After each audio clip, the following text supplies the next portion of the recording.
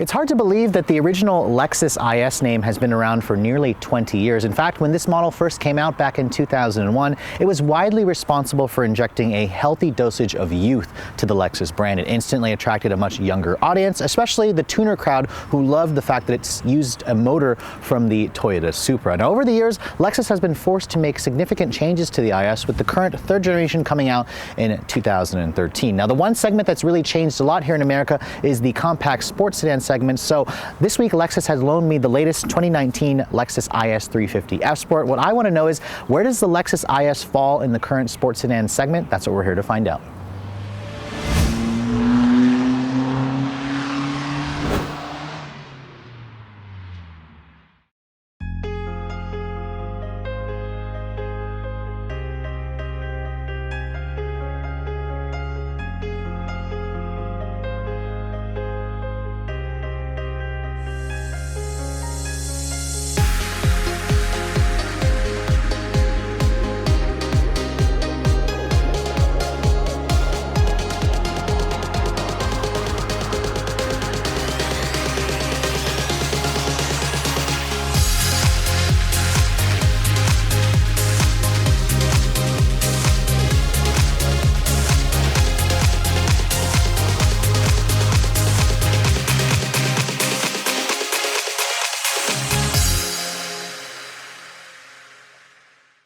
So the original IS 300 was definitely a conservative looking vehicle that was basically carried over to the looks of the second generation model. But when Lexus introduced the all new third generation about 6 years ago, it really turned a lot of heads. Some people either loved or hated the design. Lexus definitely wanted this vehicle to stand out, and they definitely accomplished that. Now, they made significant changes to the IS lineup in 2017 with another change in 2019. That's what my tester has, these new triple beam LED headlights. They're a full LED low and high beam. You have an LED turn signal now, and then you have these fishhook LED daytime running lights, which again are divorced from the headlight. It looks very interesting, and Lexus is actually moving away from this design element. Now, my tester, being an F Sport model, has its own unique grille. This is the spindle grille that you've seen on so many Lexus products with the intricate L's, the black chrome finish, these fake lower air intake scoops with no fog lights. It's overall a very polarizing look that I don't particularly think has aged well, but I do like the look of this car in this Redline exterior color. It really goes with the actual proportions of this vehicle. Now, the IS, definitely when it came out, looks like a traditional sedan from the side profile. Lexus didn't want to go with that coupe-like look like so many other models. Now, this F Sport model does have its own unique 18-inch wheel. They're actually staggered wheels. I love the wheels. I love these wheels when they first came out. I love the 5-spoke design, the gray graphite finish. They're wrapped in 235s in the front, staggered with 255s in the back, and then the F Sport also has slightly upgraded brakes with 4-piston calipers at the front to give this thing a little bit more stopping power. Now, in terms of the proportions of the IS, they haven't changed since this car was last redesigned. Its wheelbase at 110 inches long and an overall length of 184 inches long is pretty much smack in the middle of all the rest of the competition. An Audi A4, a BMW 3 Series, a Mercedes-Benz C-Class, and a Tesla Model 3 are all around this size when you look at the actual proportions. So this is a compact sports sedan. Now, the back of the vehicle, this is probably the least flattering angle for me. Lexus made some changes to the taillights with this new amber portion for the turn signals. I think it looks hideous with the amber, but they also have the intricate L's shaped into the LED style for the taillights. It's definitely going to stand out. I think this car is missing a rear spoiler. It could really use a rear spoiler. And then, of course, you've got the F Sport badge, the all-wheel drive badge, and then down here they changed the exhaust out with this rectangular integrated exhaust, but I'll let you guys hear what that V6 sounds like real quick.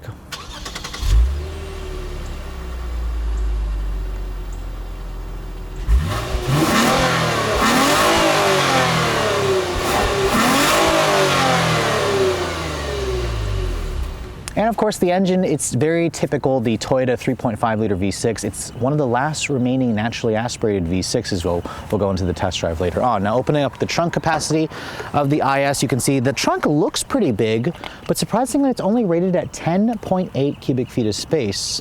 Although when I'm looking at it here, it looks very usable. I mean, you do have these hinges that will crush your cargo. The seats fold down 60/40, and then there's also a temporary spare tire underneath here, so you don't have to deal with a fix-a-flat kit.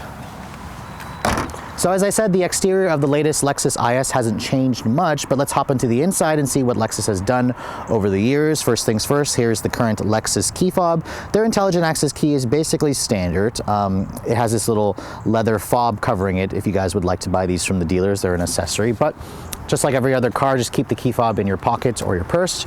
Touch this little area right here with the key on you. That'll lock the doors. To unlock it, just touch the back of the handle. There's a sensor, and that will unlock the door for you. Now, looking at the interior of my Tester, I love this combination with the Redline exterior and the beige leather interior with the two-tone black. It just makes a really good first impression with the aluminum trim. This car still looks very elegant, very classy when you look at the interior. The seats are quilted in this really soft, supple leather, and they're also heated and cooled.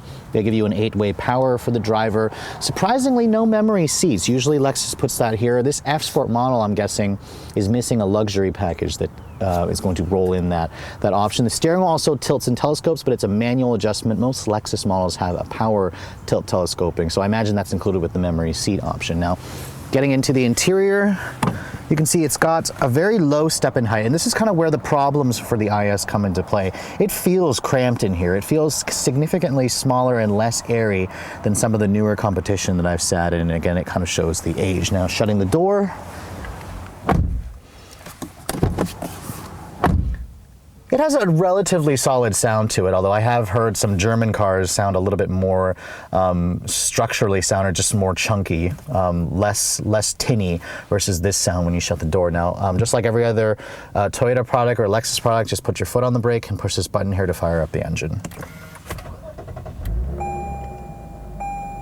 Now, this is an engine that's tried and true for Toyota and Lexus. The corporate 3.5 liter V6, the F Sport model, gives you this really slick instrument panel that will move to the side or back to the middle, depending on whether you want to push this button or not. The engine itself is very free revving. It's very smooth. It's a motor that is proven. A lot of you guys are going to like the engine right off the bat, although it is not as powerful as the new boosted engines you get in most of the competition. Now, looking at the rest of this interior, you can see it hasn't really changed aside from the larger 10.3-inch display that's part of the Lexus Inform system that still uses this horrible mouse pad to control all the functions. It's still missing Apple CarPlay or Android Auto or Amazon Alexa. This is the older head unit, despite the fact that it's been enlarged for the 2017 model year. In terms of the materials, there's genuine leather stitching the instrument panel hood over here, which is nice. It's just a soft touch injection molded plastic over here with some alloy look trim on the F Sport model. This is hard touch plastic over the glove box, but on the door panels, it is soft touch as well with an aluminum accented door handle. The windows are one touch automatic up down for all four, and they feel really high quality, although they're not lined or they're not metal trimmed like you get on some of the more expensive Lexus models. It's nice and padded right here with a nice grab handle over here. There's hard touch plastic down here, but pretty good storage. Over here on the side, you can see that's how you turn on your blind spot monitoring and your automatic on-off headlights. Adjust the trip computer from over there. And then the steering wheel, as I said, the F Sport model has its own unique steering wheel with a much fatter rim, really nice leather. As you can see here, it offers a pretty good amount of adjustability. I just wish that it had the power option. It was one of the things that made the Lexus slightly stand out more versus most of the competition. Now, looking at the center stack over here, you can see hasn't really changed. You still have this Lexus clock over here, a traditional looking clock. You have these touch style controllers here for the automatic climate control, dual zone. You still have very simple volume and tuning knob, and the buttons are a little bit on the smaller side. When you put the vehicle into reverse, you can see it gives you a backup camera, no 360 camera, but you do have trajectory and whatnot, so that's always a really nice plus. Parking sensors are also included. The cooled seats are down here, heated and cooled, as I said, which is really nice. This controls the 6-speed automatic transmission with a manual mode. There's also paddles on the wheel, which is nice, and then you have all these buttons over here, even an older cruise control button, as you guys have seen me show you before on newer Toyota products. They have a newer switch gear and such. Now, I'm not going to go too much in depth with this because you guys know my stance on the Lexus Inform. It basically is just a newer or a different version from Toyota's Entune. If you want, you can adjust this and have the map take up the entire screen, or you can pull up the information and your music and whatnot, change all this on the side, whatever you'd like to do. It's just very clunky to use when you're trying to drive this vehicle, and I hope that Lexus has a newer system in the works, because this is probably the biggest deterring factor from a Lexus, is just this horrible infotainment system which needs to be adjusted. Now, to adjust your drive modes, you use this big rotary dial. Just twist it to the right, it goes to Sport and Sport Plus. Twist it to the left, you'll go to an eco mode, and then push it to go to a normal or a custom mode. There's also a snow mode. You can turn off your stability control off there. There's a nice padded leather area here where you would rest your hands. There's a nice little center console here with good storage. Your 2 USB ports are there, relatively small cup holders, and the glove compartment also is really small. It's not damped. I'm sorry, it's damped, but it's not lined with felt on the inside. So as you can see, storage is a little bit lacking. The seats are very comfortable and supportive though. Love how soft the leather is. And then above you, just a standard size sunroof. A pano sunroof isn't available. There is some nice materials on the actual headliner. So overall, the interior of the Lexus definitely still has a luxury look. It just feels very dated. I mean, you've got a nice bigger screen, but some of the smaller buttons here that are well labeled, the older switchgear, it just needs a complete redo, especially the infotainment system, but you're still gonna get that luxury feel. I still hate this little hump right here where my calf muscle will rest. This is for the all-wheel drive models. So again, Lexus needs to do something with the interior space of this car. So another area where the IS is a little bit on the weaker end for the interior is the back seat space. Now, surprisingly, Lexus only rates the space at around 32 inches of legroom. That's paltry numbers. But getting back here, I'm 5'7". This is basically where I had the seat to drive. It's not too terrible. I feel like the 32 is probably underrated. It feels more like 35. I mean, there's good foot space underneath the front seats. Gigantic hump here for the all-wheel drive drivetrain, but you do have nice rear seat vents. No heated rear seats or no sunshades back here, but Lexus does offer the option of a power rear sunshade that my tester is missing. If you fold down this armrest here, you can see nice armrests here with dual cup holders, which again make this thing a little bit more comfortable than it actually is. But overall, if you guys are looking for more rear seat space, you might want to check out a Tesla Model 3 or an Audi A4 or the new BMW 3 Series. So this is a sports sedan. You guys are probably wondering what's going on underneath the hood. Now, like a lot of other vehicles in this competition space, Lexus offers 3 different powertrains for the IS, starting at the base IS 300, which is actually a 2-liter turbocharged 4-cylinder with 241 horsepower. It gets weird from there because if you guys get an IS 300 with all-wheel drive, you actually upgrade to a 3.5-liter V6 that makes 255 horsepower. Again, the 300 has nothing to do with the displacement. There used to be an IS 200T that showed the 4-cylinder, but Lexus got away with that. Now, my tester is the IS 350. It's the most powerful engine they offer in the IS lineup because there's no ISF, frustratingly. It's basically the same 3.5-liter V6 from the all-wheel drive IS 300, but it's making 311 horsepower and 266 foot-pounds of torque. That number is surprisingly competitive from probably 5 to 10 years ago. Everyone else has moved to a turbocharged V6 or 6-cylinder engine with close to 400 horsepower. Now, the all-wheel drive model also only comes with a 6-speed automatic transmission. That's down several gears. Now, if you guys go for the rear drive IS 350, you'll actually get an 8-speed automatic transmission, which is more the norm. This all-wheel drive model makes do with the 6-speed. It also lowers the fuel economy by 1 mpg. This one, as it sits, is rated at 19 in the city, 26 on the highway. Premium gas is recommended, so you don't have to put premium in it, but if you want the full performance, you'll want to do so. As this one sits, it weighs around 3,700 pounds. So let's get it on the road and see how it all performs. So by now, I'm pretty familiar with this 3rd generation Lexus IS. The company has practically loaned me one almost every year, although the IS 350 has been the one that's kind of evaded me for years. They've always given me the 200T, the turbo, which is now the 300 or the 300 all-wheel drive, but this is the one, the most powerful one you can buy. Unfortunately, there's still no ISF. You have to step up to the RCF to get the V8, but nevertheless, this is not necessarily the one I wanted because I wanted a rear drive one with the 8-speed auto. Instead, this has the 6-speed auto. And you know what? The 6-speed automatic is definitely an old transmission. It shifts fine enough. It was a great transmission 5 years ago, and now it's definitely a little slower to shift, a lot slower to shift than most of the competition. You really feel the spacing in the gears, how they're too far apart, especially for a naturally aspirated engine. This engine has plenty of horsepower, but it is low on torque, where all of its boosted engines really, make this thing feel a little sluggish. Like 6th gear there floored, there's not really much. Like it's really sluggish feeling, but put it into regular drive and then it has to downshift a couple times. But once it does, ooh, that engine really screams. That's nice. That's a nice sound. You gotta love a naturally aspirated V6. Now remember, the IS is a sports sedan, so handling is going to be an important criteria to judge. And the Lexus has never really been the, best handling in the segment. It's not the worst, it's not the best, it's just kind of right there in the middle. And this one definitely follows suit. The steering in this car is relatively quick and precise. The suspension on this one, it has the adaptive variable dampers. So in Sport Plus, you notice that they firm up, but they stay relatively controlled as well, so it's not terribly harsh. If you want, I'll go to normal here.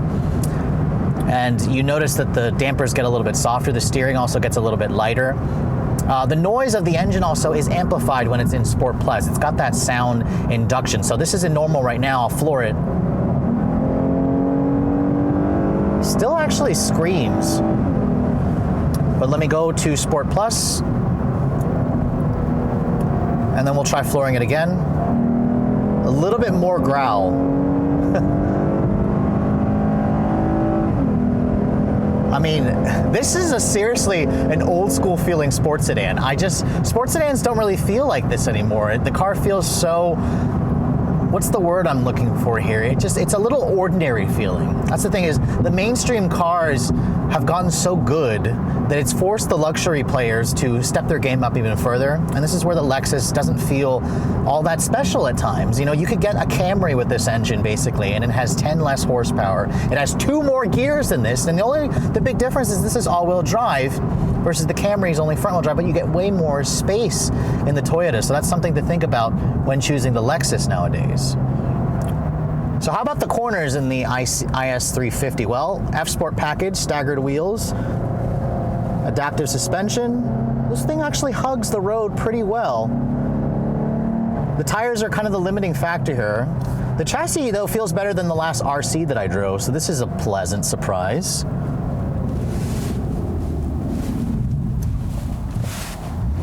Floored, soft.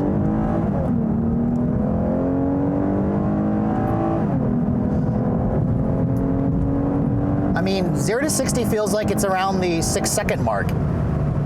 You definitely feel the extra 200 pounds of weight that the all-wheel drive lugs around. It's that transmission that's slowing this car down. The spacing is too far apart. The engine, is very soft off the line. As a sports sedan, in terms of straight line acceleration, it disappoints because all of the turbo engines are faster. The Q50's faster. Even the Audi A4 2-liter turbo feels quicker than this because it's got a much better transmission. It shifts faster, although the Audi doesn't sound quite as good as this.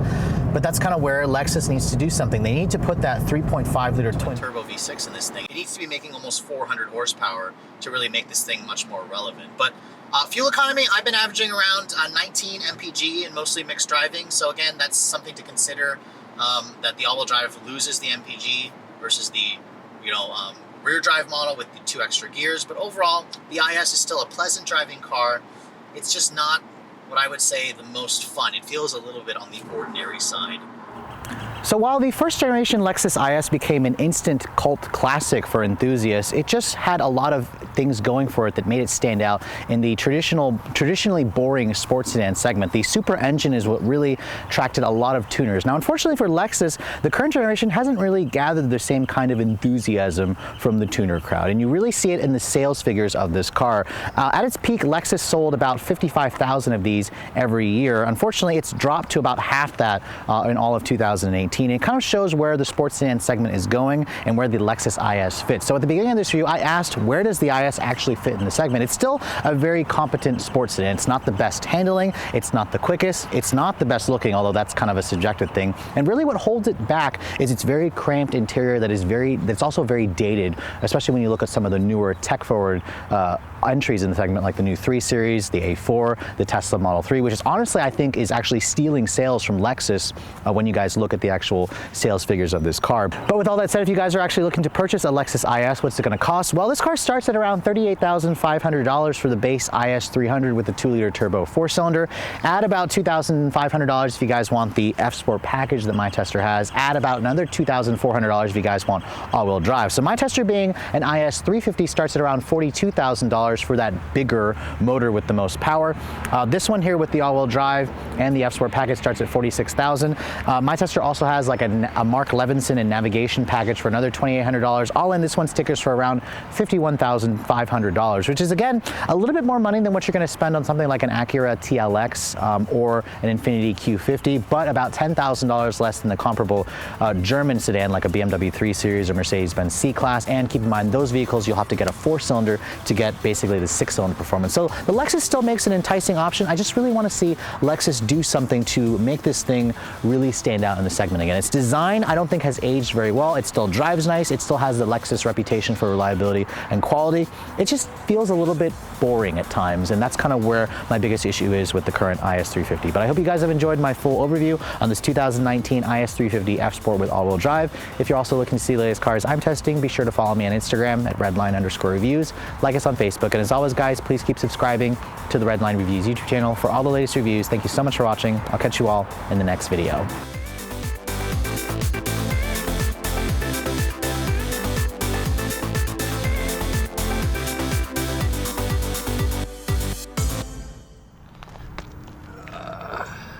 When you're ready. Oh, actually, hold on. My fault. The gimbal was freaking out. Go ahead. It's hard to believe that the original Lexus IS name has been in America. Sorry. It's hard to believe that the Lexus IS has been around, Sport with all-wheel drive. What I want to know is, does the IS still have some relevance in the ever-changing sports sedan segment? That's what we're here to find out. Can I try it one more time? Yeah, it was a little long. This latest one that they've loaned me is a 2019 model, and because the ever-changing sports sedan segment has, I'm stumbling my words here, sorry. To say it's pretty much a Supra, I mean. No, it's not really a Supra. It had a Supra engine. That's why I was like.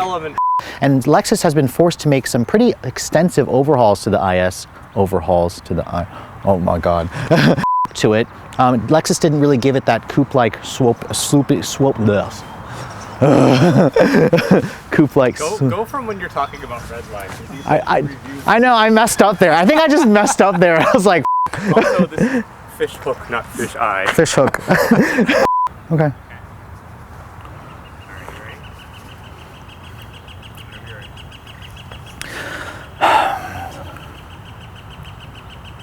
I'm sorry. Okay, hold on. So the first generation Lexus IS was, all right, sorry, hold on.